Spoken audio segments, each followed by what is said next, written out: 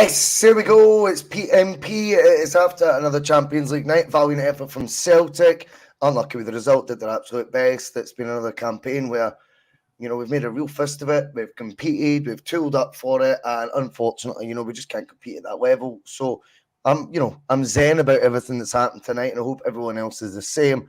Absolutely no ire, no anger can be expressed at anyone connected with the hierarchy at Celtic Football Club, because Atletico Madrid, Feyenoord and Lazio are just in a different prism from us, and we will never, ever, ever, ever in a million years be able to compete at that level. So everyone lay off the guy. What is it they always say? What a job this man is doing. Was that not the Nicholson photos that I was seeing all over Twitter a year ago? Hey, I'm on board with you now. I realise the golf's too much. I know we can't compete at that level. So tonight I'm just relieved that the boys they've came through it. There's no too many injury worries or anything like that. The suspensions don't matter because inevitably we're out of the Champions League now anyway with 2 games to spare.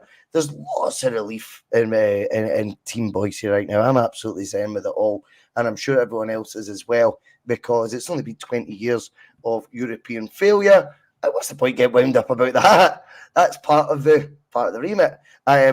Obviously, I know as well, right now we're in a situation where resources are very, very thin to the ground. Celtic have only reported like record turnover and things like this. It makes no odds because expenses are so high these days. Cost of living crisis in football. A same wage bill as we were paying 23 years ago right now as well. How on earth are we meant to compete at the top table? We're not meant to be able to. This is not on the board. It's not on the manager. It's not on the players. It's just so unlucky Celtic. Wee bit of satire to kick us off, Teddy, because I'm just fucking so annoyed, mate. I'm so annoyed. Right, okay. Welcome to the P.M.P. All that good stuff. Like, share, sag the hair, subscribe, become a member, all that nonsense. There's no point in going through it all, Terry, after a night like that. Come at you, your initial thoughts. My initial thoughts, I would have been in bed after 25 minutes if I didn't have to come on here and sit with you. That was awful, absolutely awful. Very, very hard to watch. Very hard to watch the team that you support all your life. You invest so much emotionally, and I really feel for the people that spent their hard-earned to go out to Madrid for a game. People have gone out with tickets, without tickets, home-end tickets, away-end tickets, no tickets, staying out, travelling, great expense. I mean, we can pick through bits of the game, and I think from a Celtic perspective, you're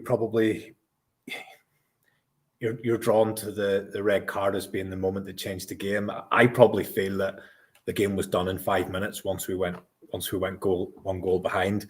But whenever the red card did come along, as unfair as I think it was, you've still got to react to that. You've still got to try and find a way to save a bit of face. There's a way to lose, and by the end of that game, we weren't even putting in challenges. The last goal was just an absolute embarrassment. Some of the goals were excellent, and some of the football and individual play and team play from Atletico, you've got to applaud them. I mean, I thought Griezmann was absolutely superb. You could see what he'd done on the ball with his 2 goals and his assist for the third one, I think it was. But what impressed me most about that fellow was the work he was doing off the ball. Yep. He was closing down every bit as frenetically as Maeda does for us. He was making loads of runs off the ball. Some of them were getting picked up. Some of them weren't. Just his movement and his overall work rate was different class. And I think the annoying bit is we knew there was a gulf in class, but apart from the first 5 minutes, when actually I thought we did start okay, and we did. We were quite brave on the ball in the first few minutes, and we looked as if we might cause them some problems down the wings with Maeda getting through a few times. But once that first goal goes in, it just sucks the life out of everything. Having said that, there wasn't really an awful lot more danger in the first half, even despite going down to 10 right until the final few seconds of the half, whenever it became 2-0. And then just from the start of the second half onwards, it just really starts to get away from you and gets to the embarrassing stage. And that's kind of where it was at the end. It was just, I mean, by the end, it was just make it stop. I mean, I think we're probably going to be the only Champions League game. I think it was about 2.5 minutes injury time after the 90 tonight. I think even the ref had went, Yeah, that's enough. if you were adding up the time celebrating the goals, it would have been more than that. Do you know what I mean? We used all our subs, I'm sure, as well, did we not? He done us a favour. He done us a favour, to be honest. Yeah, well, he absolutely did. I think he's looking at Brendan going, "Have you not got a towel to fling in? Because if you don't, I'll just stop the goddamn match." Because it's that nice was like this, tough. Bhoycie. It's nice like this. You get to feel what it's like for a supporter of some of the lesser lights in Scotland, the teams that come to Celtic Park, and you look over at those supporters sometimes in the away end and you're going, what do those guys get out of this? But they're there and they turn up again and they go again. And it's nice like tonight, you kind of get an insight into what it feels like to be those guys, because that was us tonight, where you're turning up and you're just getting an absolute spanking, and you've got to try and regroup as a fan. I mean, the players have got to, and the manager have got to regroup and start to focus on the next game. But as a supporter, you need to do the same. And it'll be tough to get up tomorrow. It'll be tough for a lot of people to start making that journey back from Spain. It'll be tough for a lot of people to go into their work, and I'm sure there's messages and jokes that will be flying all over social media and all that kind of stuff. And it'll take a few days to recover from that, but then you have to try and start to think about the bread and butter again. And I suppose the bit that we know we're good enough to deal with, which is the domestic side of things, and bask in the glory of beating Aberdeen on Sunday and being top of the league and being 8 points clear and all that kind of jazz. Well, this is it, mate, because the beauty of going out of Europe early, which I'm sure the board are acutely aware of, is when you go to Europe early, it gives you 6 months of domestic bliss, mate. It's such a cozy wee blanket to just wrap up in for the rest of the season and go, do you know what? We're still better than St Mirren. We're still better than Motherwell. Still a wee bit better than Rangers, things like this. We go, that's a cozy place to be. Come on. It's a cozy, nice environment. And all the talk of all the anger that's expressed right now, which I did the same thing this time last year. I've said I'm bored of this shite. Plaudits, not points. Even then, I wasn't bored. We'll get no plaudits for tonight anyway. I don't give a monkeys, right? See, when it comes down to it, that is exactly what happens when you do not even remotely give the best competition in Europe the respect, or even an iota of the respect it deserves when you qualify for it. Yet, you dress it up when you sell tickets. You make the most of it under the lights at Celtic Park. There's no point in watching a Celtic under the lights, at Champions League level, when you're going in there with a water pistol into a real gunfight. It's just pointless. The thing is, I don't have apathy towards these tournaments. I know some do. It's not my style. I believe this is the tournament that Celtic should always be striving, first and foremost, to be making sure, which they've not even been good at over the last 20 years of this regime, at qualifying for, Terry. And then, by God, when you get there and you know what the rewards are for qualifying, then it's the impetus is on that board to then dip into the resources they are getting rewarded with for qualifying, and giving whoever's in charge, whether it be Brendan Rodgers, Ange Postecoglou, whether it be Neil Lennon before, anyone, name them, any of them, they deserve the very least to get a few first-team targets. To have been given on the second year in a row of Champions League football, when they're about to know, and these guys know what that accounts are going to be. They knew it was 119 million turnover or circa that's about to come in. They know it's coming in, and yet still they've got the audacity to look you in the eye and say, we're all in. Are you? That was their slogan this summer, mate. We're all in. We've got 70 million cash surplus right there, and I'm watching players, no disrespect to them, because they are giving their all. As much of a satire at the start was meant to be a wee bit of sarcasm, inspired by the guy who Piers Morgan interviewed a few weeks ago when he was talking about the war and all that. I look at that now and I go, look how much they're fucking fooling everyone. They're taking the piss. And Brendan's came in, and he's now culpable as well. Because at the end of the fucking day, you reap what you sow. If you wanted to come in and be Brendan Light for the first 3 months, i.e. the first transfer window, Brendan, and not lay a marker down and just be all happy that you're back and all that, then guess what? You won't get the players in that you wanted either. And then you're left with this. And you're trying to do things in a competition level that I accept, even if we even signed 4 or 5 £5 million players. We could have got a group this year, Terry, and still finish bottom. I get that.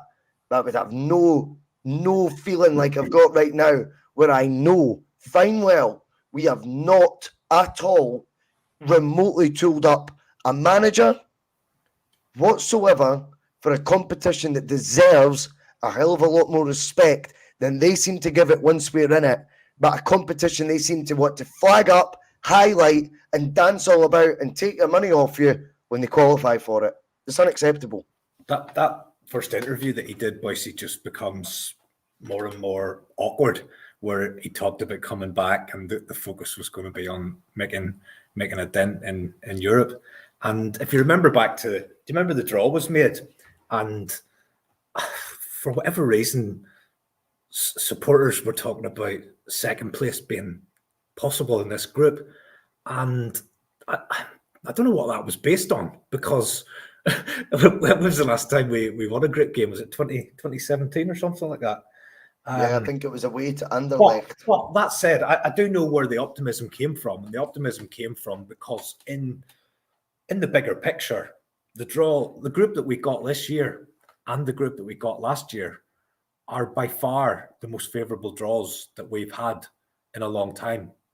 But the fact that we're sitting on 1 point from 4 this year and we got 2 points from 4 last year just shows you just how far off the pace we are. And again, similar to last year, you can sit and you can pick through the individual games, and there were moments in games where we looked good. There were moments in games where we had opportunities. There were moments in games where we were on top. There's been games both times that we should have won, but ultimately we're sitting there with very, very little on the board and bottom of the pile both years. It's very, very hard to take. And I totally get the view that some Celtic supporters take, where they just write Europe off. I get that, because it just feels like the club write it off. So why should supporters be invested in it if the club aren't?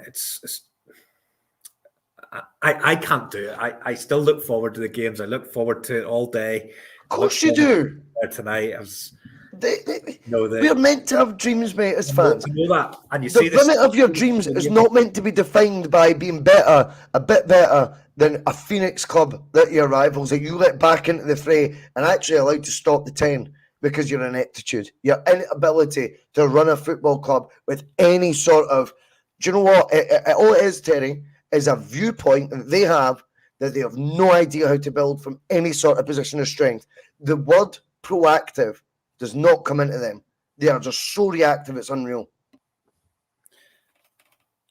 Bhoycie, you've touched on it a few times, and it's very true. The great moments in the club's history that we talk about, probably the two are obviously the European Cup in '67. But then I think the next one that people talk about most of all is Seville 20 years ago. And after that, you then probably go back to the European Cup final that we lost against Feyenoord, and then maybe somewhere further down we've got the 7-1 victory over Rangers. But you don't think back to that season where we won the league, or we won the Scottish Cup, or we done the double. The great moments in history tend to be on the European scene, and for us to just be now in a club that just writes those dreams and opportunities off, it's very demoralizing. I don't know, that game tonight, once we were down to 10, already a man down, it then becomes a very difficult exercise, because you're having to exert so much energy just to try and stop it becoming what it actually became, which is a thrashing. And I mean, ultimately, whilst your desires may be beyond the domestic front and mine and many, many other people's, that's what we're now left with for the rest of the season. And you just hope that defeat doesn't leave any kind of lasting imprint on the players and the team, and that they're able to regroup and they're able to do what we expect them to do come Sunday and come the upcoming games and over the Christmas period, and get the job done again, and allow us to have that summer of dreaming again about what we might do in this competition next year, whenever it becomes an even bigger competition. But if I don't know. I genuinely thought we were gonna have a blast at it this year, and I don't mean we were going to go out and spend stupid money, but we were going to try and, as you say, just bring in a few players who would make us better. So if we look at the game we had in the same city last year, we lost 5-1 in Madrid against Real, and to me, the team we had that night was a stronger, more cohesive unit than the one we've put out tonight. Well, I think that's fair. In the build-up to this game, and in looking at this group, there was many supporters, and again, thinking back to Rodgers' first spell, and they're going, well, you know, I maybe can't say us getting a result, but it'll definitely not be like 7-0 against Barcelona or 6 or 7 or whatever it was against Paris. But that's exactly what it is. That's exactly what it's been. And it must be difficult for him, because I'm pretty sure he didn't expect to lose 6-0. And I'm pretty sure those games from his last spell are, you know, that he still gets those games thrown at him, you know, whenever people are talking about him, as we do as an elite manager. Well, that's the manager that took you there and got beat 7-0 with Doris de Vries in goals.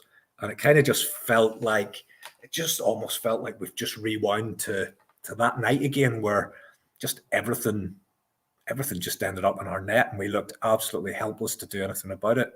Joe Hart made a few good saves, Bhoycie, but I still lay the blame with him for the first goal. He came out and flapped at the corner in the passage of play just before that strange the goal. punch. So it was like a drunk throwing a punch in a fight. Weird.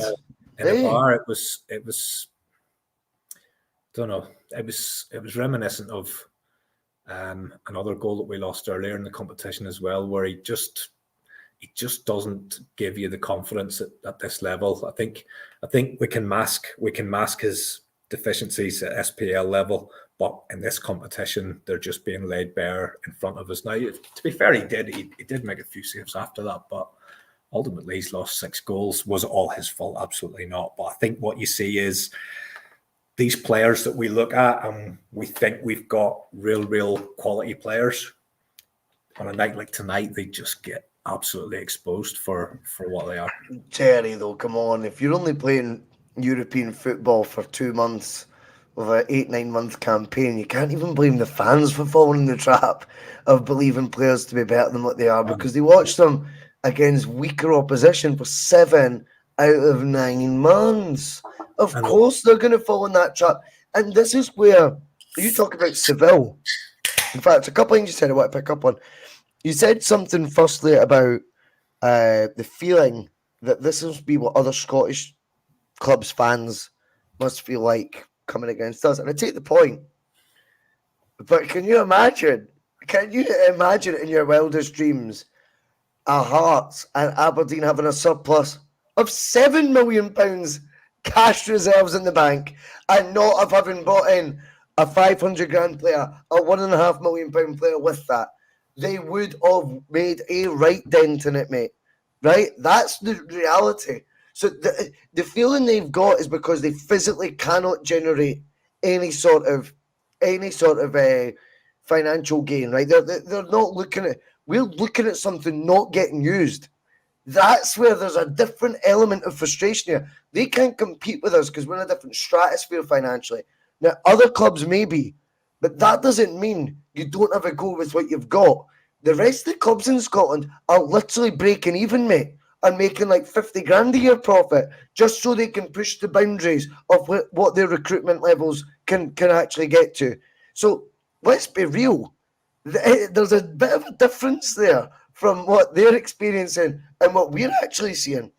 Secondly, I think, what was I going to say there? What was the other point that you made that I just touched on? Every now and again, those teams get a result, which is That's true. Fuck. Oh, it's heartbreaking. What's the other point I made? Oh, fuck, I don't even know.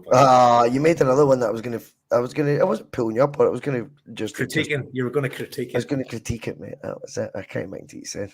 I'm exasperated, man. I am exasperated.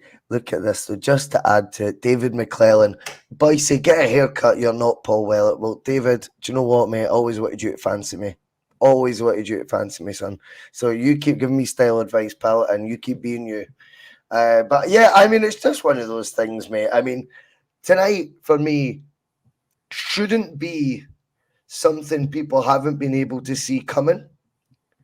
But it's also, notwithstanding that, it's got to be another sort of major eye-opener so we can get to the point where change is required. And if that means personnel up the top, fine. If it means a shift in attitude, which I don't think they're capable of now because they're stuck in the mud now, that was the other point. You said about Seville being the other sort of main memory. Well, see if we carry on with the status quo at the top, right?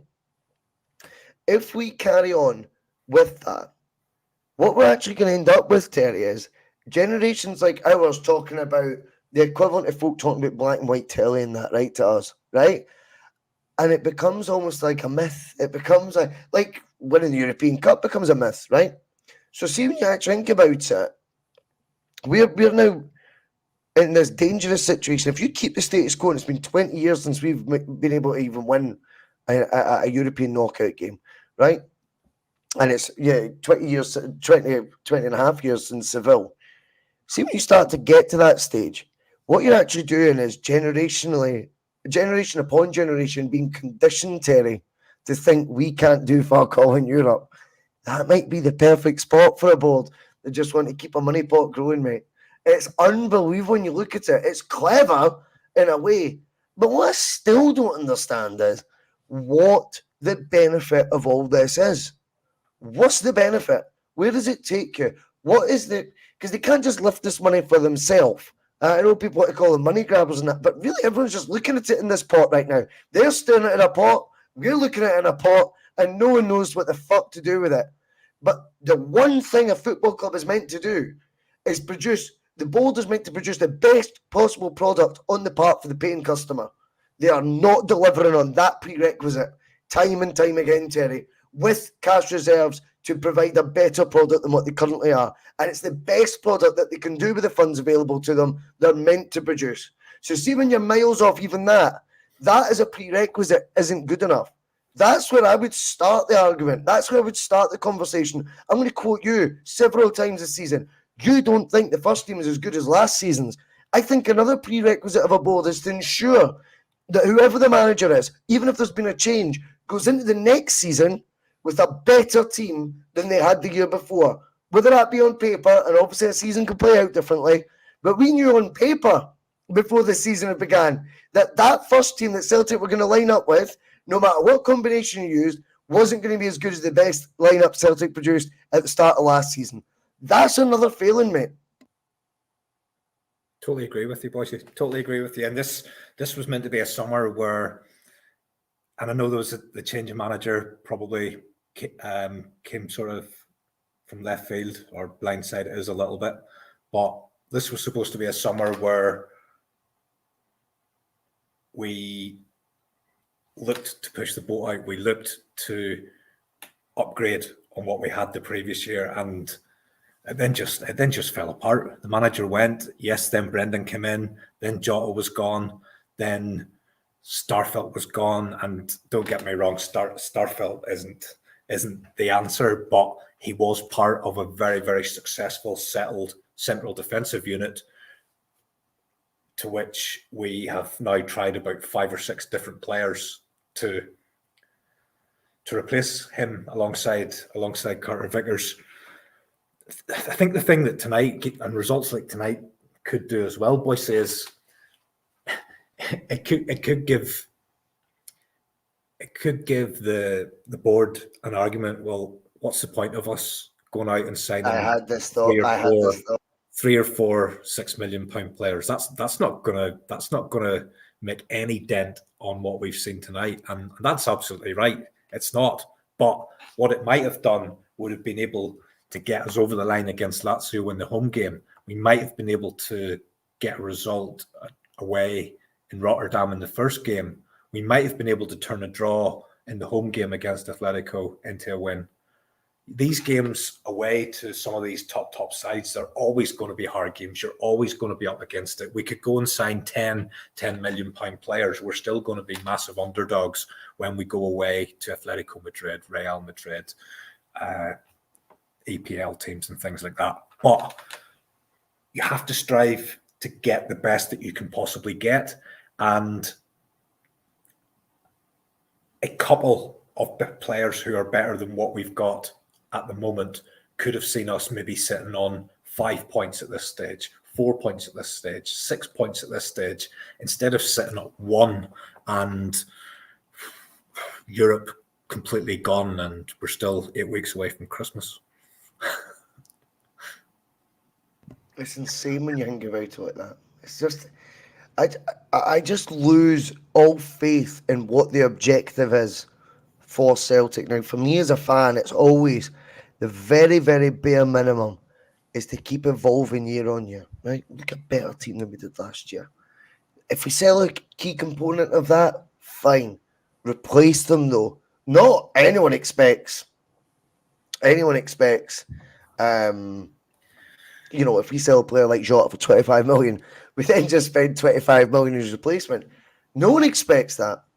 But what Celtic failed to do is even replace him to the final week of the window and did it with a €4 million or £4 million Palmer, who I don't mind as a player whatsoever. But again, the gulf there, the disparity in what we bring in to what we're willing to pay out is just staring you in the face.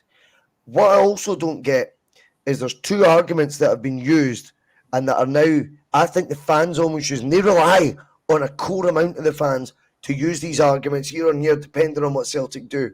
So before, if you remember, it was, well, there's no guarantees we qualify for Europe. So we can't just gamble, Terry, and we can't spend that money expecting to get the Champions League revenue coming. Because then what if we don't qualify? Then what do we do? We're going to end up like Rangers. We used to get that. But this summer was different in the sense as well that we'd qualified last year, built up a wedge. We knew that because we knew what the actual net spend of Postecoglou's reign was, despite a lot of the Huns were trying to say that we'd spent fortunes on Postecoglou. His net spend was minimal. So we knew that wedges went up. We also knew by winning the league last season, it guaranteed you that group stage for a second year in a row. 2 guaranteed group stages. So see by the second one, I quote yourself again, Terry, if we don't do it this summer, Bhoycie, we never will. Why did you feel like that? Not because you were convinced of the board, but the facts are now just overweighing everything else. The evidence is all there. What you're looking at in front of you is, well, like, what they can't just sit on that much. Everything was set up. They can't sit on that much. You know what I mean? So see when the next argument now gets used that, well, what's the point in spending that when really we need to be spending £20 million on a player to compete at that level? Not. But that doesn't mean you just keep paying 2. We might not qualify next year, and we'll need that money then to supplement. There's that also. But I just feel like there's always some sort of mad reason that they'll get enough of a percentage of fans to repeat for them that will keep Celtic at this mad ceiling, no matter whether we qualify for the Champions League or we don't, that we buy £2 or £3 million footballers in 2023. We were buying more players for more money 23 years ago. There is no other football club in the Champions League that is paying the same rate as what they were 23 years ago, other than Celtic. And I actually think Celtic's wage bill right now may be less for its key players. In particular, its key players, its core 6, 7 first team guaranteed players I would wager that wage bill probably, if not the same, maybe a wee bit less. Maybe a wee bit against less O'Neill's team. than what O'Neill's team was. So Aye. that is mental. Aye, I'd say you're not far wrong with that. And the reason I go to that case is because if the argument, Terry, is, well, but we can't do this, how come there's other teams in this tournament? There will not be one that is spending the same or less than it was 23 years ago that were also a Champions League side then, or a intermittent Champions League side then. Celtic's still been in the Champions League since 2001, 2002 season. What? That would be 12, 13 times? Right, you name me another team that's in its 13th time in this group stage since it changed to that format that's spending the same or less than it was 12 or 13 times before. Come on. No, it's less. I mean, if you look at O'Neill's team, how many £6 million players did he have? He had Lennon, Hearts and Sutton. 3 there at least. Yep, there was 3 6 millions. But then it was like Thompson was 2.75 million then, mate. It's like, that's what we paid for Alistair Johnston to be first choice right back 21, 22 years later. There's no other football club doing this the same, mate. Like, that's not a model. I don't care what anyone says. Oh, but Scottish football, base it on the European revenues. Look at the record turnover. 3 times we've turned over £100 million. So Michael Cairns, Scotland, Bhoycie, we're in Scotland. What does that mean? Yeah, FO. It's like, do you know what I mean? We might be in Scotland, but we turned over £119 million last in the most recent accounts. That is not a team that has been invested in that you would compare to a club making that much revenue. And this is what fucks me off, because then I take it comes back to what is the level of our ambition, Terry? I see if it is just to carry on rinsing, repeating domestic bliss, then okay, I'll enjoy it to a point, but I will not get as giddy as other people. I think Celtic's measure of who they are, I think the romance we like to talk about as being Celtic, is based on that big cup that we won, right? I don't think we treat that tournament with the respect that we want everyone to fawn themselves over when they visit Celtic Park and see a statue outside. So what do you think happens next then, Bhoycie? What do you think happens next? Nothing. There'll be no change. There'll be no change to this until that board's changing. I don't know. I think they'll use the argument you said. Well, what would the £3-5 million players done against that Atletico Madrid team? What, instead of 6-0, 3-0? What's the point? And when you start getting conditioned to think that's right, you're fucked. The whole game's a bogey. So where do we go then? Because we're going to win the league again, and we're going to go into the revamped competition next year. Well, I think we go straight into it. I'm not totally certain on that, but I think we go straight into it if we win the league, or would be unlucky not to go straight into it. But see, I don't see us doing anything differently in January or next summer. I don't see us. I think we just do the same thing again. We'll sell a prize asset and we'll bring in 3, 4, 5, 6, 7, 8, 9. Was it 9? And hope 4 of them turn out to be good. It's just wild that though. I mean, here's the next line of argument. I suppose I'll bring up Forever Celtic's point. It's great to have you on the bus, Forever Celtic. You and the 329 others that are on the bus right now. It is a busy one. What's your plan then for a new board, and who will replace them all and buy Desmond out? I mean, Forever Celtic, I've got to be real with you, mate. I work full time. I talk about Celtic as a supporter, mate. It's not my gift to then identify who would these businessmen be? What would their strategy be? If I've got the time to do all that, and I had the Wonga behind me to do it, I would still hedge my bets. I could get something a wee bit more compelling at European competition after 20 years at the helm. I think I could, but maybe I'm an absolute dreamer. As for what's my plan for a new board and who will replace them, not, I mean, we need to be realistic here. That's not my gift to do that. But what I will say is, you have to look at what's in front of us. You can judge that because that's reality. That's something staring you in the face. That is there. And the board right now's efforts or lack of efforts and absolute penny pinching for year upon year and underachievement in Europe in terms of qualifying for the big tournaments, mainly. Then when you get to not winning a knockout round for 20 years, which I don't even think is the biggest headline. I think we had a free pass again at the Champions League. Remember, with 9 in a row. We've won 11 at the last 12. You know what I mean? It's like, come on. Look how many times we've had opportunities here. That squad is paying the same as it did 20 years ago for players. Same in wages. That to me is a failing straight away. Is the best product on the park forever Celtic that a board with the revenues and the amount in the bank in reserve, the reserves in the bank, I should say, with that in the bank, are they providing the best product in the park? That's a simple question. If the answer is no to that, then they are failing. And that's what it boils down to. It's not about me then going, oh, who should come in? Oh, I don't know, mate. Do you know what I mean? Chris Tarrant, who wants to be a millionaire? I don't know, mate. I'm not a Scooby-Doo who should come in. That's not really the point I'm making. All I can do is judge what's in front of me right now and their failings. And if they have successes, they'll get the praise for that. I thought Brendan was a massive success on the board's part as an appointment this summer. I thought they went out and very quickly got the best man for the job. Everything else they've done since then has actually been like hypocritical to that. You know, it's just none of it makes any sense. Bhoycie, where do you stand then in terms of the manager and the players? Because we've touched on this before. The guys that are on the park they don't put themselves there. They're put there. So the club have signed these players, they've put them on the park. And most weeks, most domestic games, we're more than happy with what we get from them. But do you think they could have done more tonight to stop that becoming so embarrassing? Or is it understandable that a man down, you go a few goals down, the heads drop, and it just all kind of goes to fuck from there? Is that understandable? Because you do see that happening quite a lot with teams once the scoreline gets to a certain stage, they can down tools.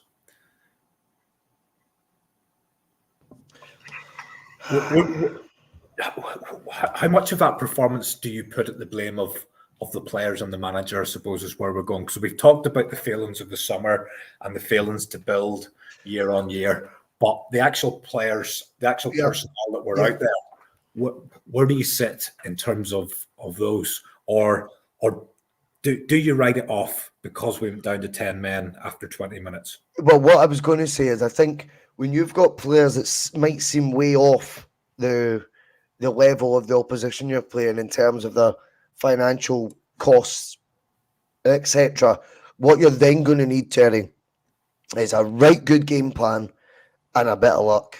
A lot of luck. We didn't get that luck, right? We didn't get that luck. If you remember the mid-2000s under Strachan, we had likes of McManus and Caldwell at the back. And we were playing against, Seedorfs, Pirlo's, Ronaldinho's, all the best, Kaká. I mean, we were against these guys. And at that point in time, the luck seemed to lie with us in terms of late goals at Celtic Park, things like that.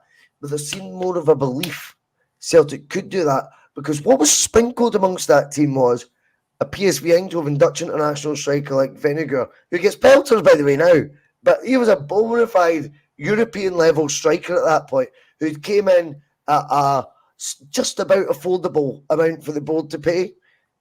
But again, a fee that they only paid for Palma this summer, £4 million, right? There was sprinkled with wee bits of quality like a Nakamura. There was bits that came in that you went, fuck, that was good money.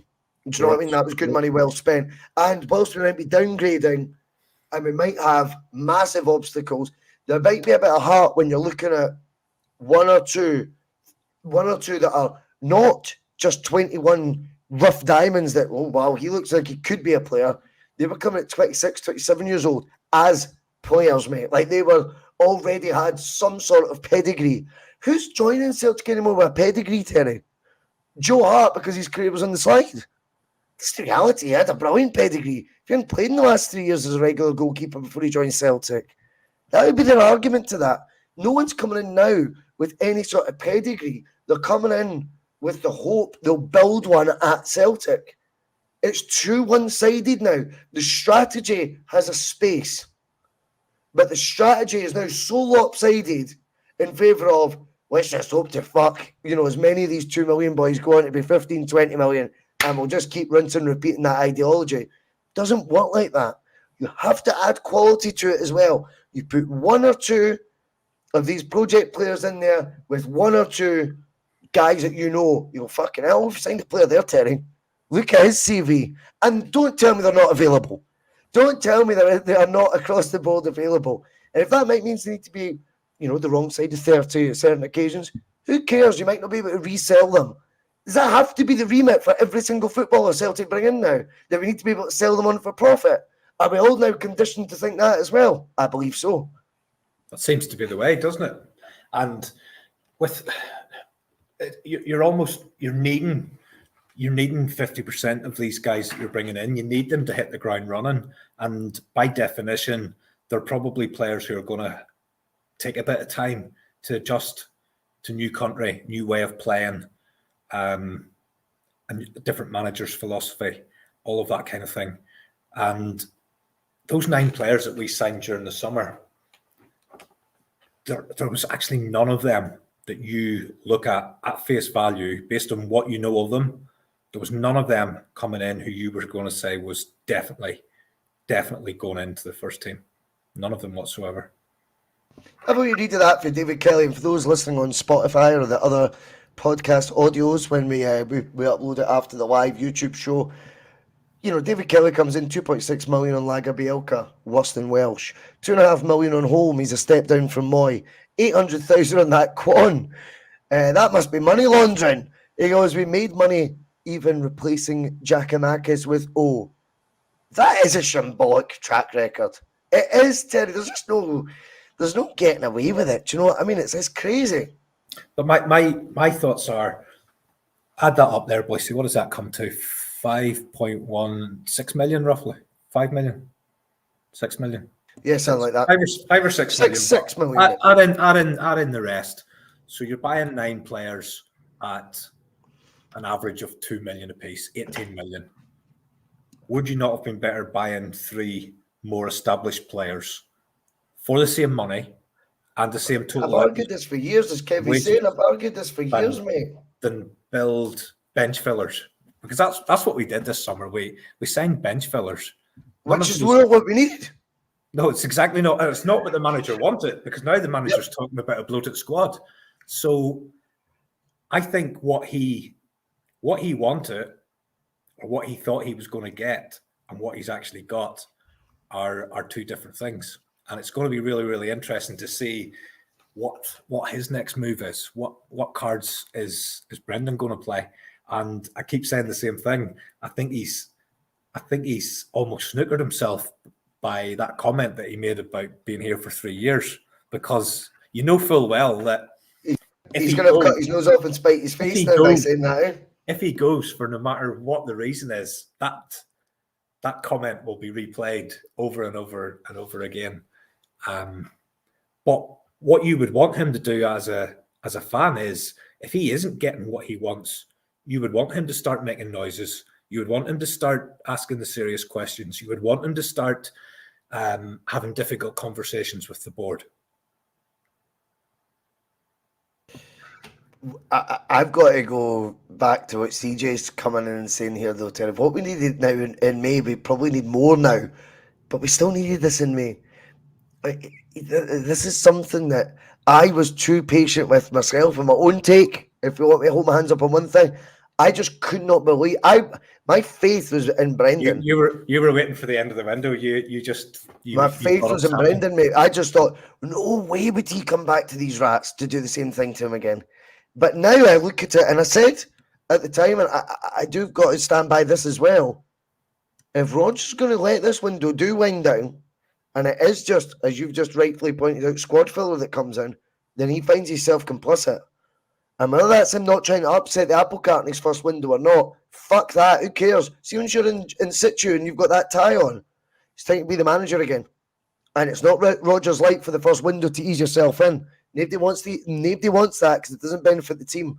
And his job there is to make the team as good as he can. If that means kicking up a storm from day two. I don't care. Gone you go, mate. Finally, someone with a bit of backbone's doing it. And Brendan, for some reason, didn't seem to push it as much himself this summer as I expected. But my faith was always in the manager, not the board. The board blew my mind by getting the best candidate available for the manager's job. They've blown my mind more by then reverting to type 1 season situ. It tells you this. It was not a board appointment. It was Dermot Desmond. But when Dermot Desmond makes one big fail swoop, then backs off, and he sits off, and he leaves it back to the idiots. And he lets lunatics from the asylum again for the next wee while until the next crisis comes along. This isn't a crisis. It's Champions League football. It's first world problems, Terry. But boy, oh boy, are we not learning from any of the mistakes we seem to make time and time again at this level, year upon year. Same fucking board, same outcomes. It's not good enough, mate. It is not good enough. And the trebles have absolutely bailed them out so much it's unreal. Rangers' demise has bailed them out so much it's unreal.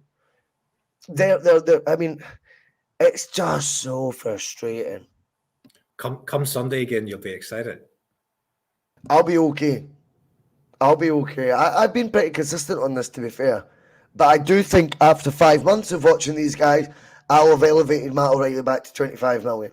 I'll have elevated Alistair Johnson as a 10 million right back. And of course, that's what you do. It's probably a and this is what they, because that wee blanket I put on, that wee domestic bliss cozy blanket I put on, Terry, do you know what? I wear it sometimes too. And it is bloody cozy. It is so cozy, especially over the winter months. You look at some of those players and you think, do you know what? Perhaps we've overstated them a little bit when you see them against proper players like. What do you think of Atletico? Do you think John Hartson was saying he expected them to be a side that would go deep in the competition? I'm not even convinced about that, to be honest. I thought they were a wee bit. I thought even when they scored, I still thought they were a wee bit like, "Oh, this team's okay on the ball," and we were okay because there was a bit of confidence. But it took one decision, and you realise that there's nowhere near enough streetwise players in this team.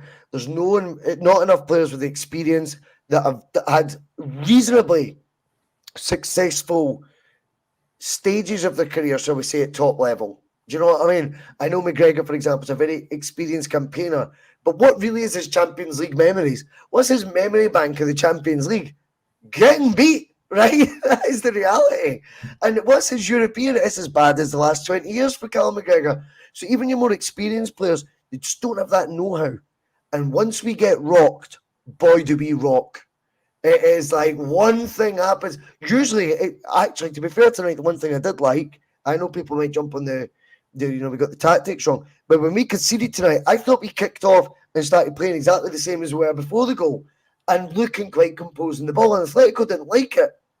They campaigned for that red card as much as they did because they knew that was a win for them, a massive game changer. And of course it was. It was absolutely a decision, though, wasn't it, really? I know. Yeah, not for me is that a red. Not for me is that red. Now, I know that sounds biased. But it's gone back to what we said on Saturday. When you look at a freeze frame, every contact looks a lot worse than what it actually was. And I think they were tackled 2 minutes before, Terry. Yeah, but I think anyone who knows who's got any sort of experience of football would know the way that Maida went into that challenge. There wasn't any real force, and there wasn't any attempt to injure anyone. It was just a challenge, which is a free kick, which happens week in, week out in all levels of football. And for that to end up with a red card, it's just a terrible decision.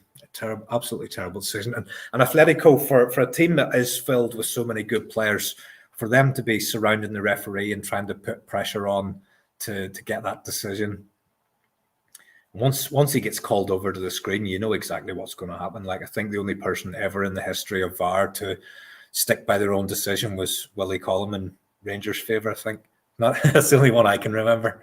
But see what I would describe his boot as? It was left there, no doubt about it. The still frame, stud angles looking like it's went upright into the guy's shin. It It's was the follow through side from on. the guy. It's the guy's follow through as well. His legs on an upward trajectory towards that. That's not the boot going in from Maeda with impact into his shin. It just, he left it dangling, I would say, as opposed to it being left with any sort of force. But as soon as I seen the still, here's to try and be balanced, Terry. What I will say is, when you seen the VAR, there was no doubt in your mind it was going to be overturned to a red. Agreed?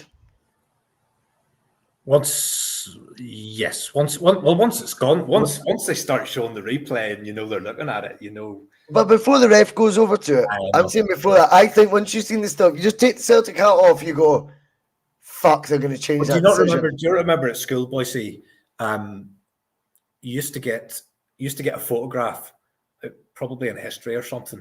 You would get a photograph and you had to write a story about what that photograph told you. And that still photograph, you could basically make up whatever story you want to fit the narrative that you want to have. And any tackle at all, if you get a still at the right point, that could look as if it's a dangerous tackle with intent to harm. It's just, I know we're sore because of the result and everything, but I did, when I seen that becoming a red card, I did just think, this is no longer the game that I fell in love with when I was a child. I get football. That. I loved the blood and thunder of Scottish football, and it's just now becoming so sanitized. It's taken away a lot of the enjoyment, and the stoppages and the waiting and all that kind of thing. Players hanging about and players celebrating and then wondering if they've got the goal. It just isn't for me, to be honest. It just, if I didn't support Celtic, I don't think I would bother with football anymore. There's a lot of the enjoyment's been taken out of it. Well, yeah, I mean, the night before, ironically, it was a Postecoglou game and it was on Monday Night Football on Sky. And you're watching it saying, is this the most bonkers game of football we've ever seen? But it was bonkers because it was 12 minutes added on time after the first half, because the amount of VAR decisions. The game has changed, and we need to get on with that. Undeniably, we need to accept that. We don't want to be too prehistoric as fans, but I do agree it's sucking the life out of it a wee bit as well. Well, here we don't need to add on extra minutes on a Wednesday night. I'm up in the morning. Away you go. Yeah, no, that's fair enough, mate. That's fair. Anyway, I've took you too long tonight, Terry. That's 53 minutes. We better boost tonight. Listen, a big thank you to you for coming on, fronting up, Terry, as it is. We did okay tonight, mate. We did, and a big thank you to everyone who's watched. Misery does love company, as the saying always goes. It's a disappointing night for me. But anything you want to add before you go, Terry? No. See you Sunday. Keep your eyes on the board.